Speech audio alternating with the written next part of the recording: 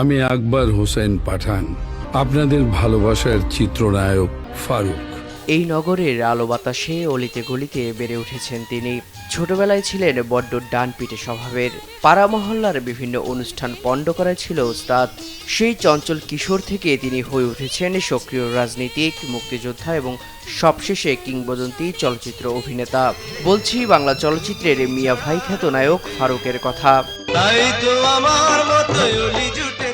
70-80 দশকে জনপ্রিয়তার তুঙ্গে ছিলেন নায়ক ফারুক। পরবর্তীতে জ্যেষ্ঠ চরিত্রেও দাপট বজায় রেখেছেন ঢালিউডে।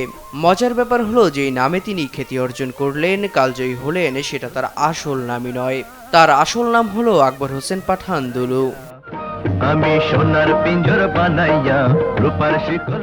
মূলত দুলু নামেই পরিবার ও বন্ধু স্বজনের কাছে পরিচিত ছিলেন তিনি। ফারুক নামটি এসেছে একটি ঘটনাচক্রে। সেই ঘটনা 2016 সালে বিবিসির এক সাক্ষাৎকারে জানিয়েছিলেন এই অভিনেতা।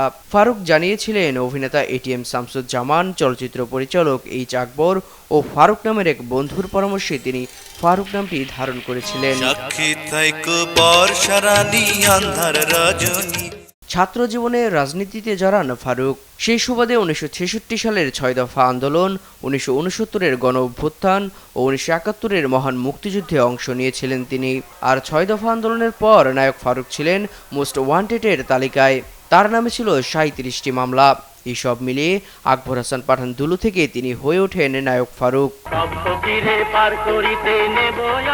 মুক্তিযুদ্ধের আগেই সিনেমায় নাম লেখান ফারুক। এইচ আকবর পরিচালিত জলছবি তার প্রথম সিনেমা। এটি মুক্তি পায় 1971 সালে। তবে তিনি জনপ্রিয়তা পান 1973 সালে খান আতাউর রহমান পরিচালিত আবার তোরা মানুষও সিনেমার মাধ্যমে।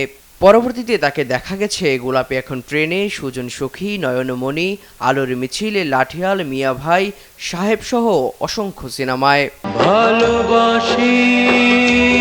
অভিনয়ের জন্য 1975 সালে শ্রেষ্ঠ পার্শ্ব অভিনেতা হিসেবে জাতীয় চলচ্চিত্র পুরস্কার পেয়েছিলেন ফারুক। 2016 সালে রাষ্ট্রীয় পুরস্কারে আজীবন সম্মাননায় ভূষিত হন তিনি। চলচ্চিত্রে দীর্ঘ অধ্যায় পেরিয়ে 2018 সালে ফের রাজনীতির মাঠে নামেন ফারুক। সেই বছর একাদশ জাতীয় সংসদ নির্বাচনে আওয়ামী লীগের হয়ে ঢাকা 17 আসন থেকে জয়লাভ করেন তিনি। কিন্তু অসুস্থতার কারণে সেভাবে দায়িত্ব পালন করতে পারেননি তিনি। 2021 সালের মার্চে সিঙ্গাপুরের এক হাসপাতালে ভর্তি করানো হয় ফারুককে। সেখানে টানা চিকিৎসার পরও সুস্থ জীবনে আর ফিরতে পারেননি তিনি।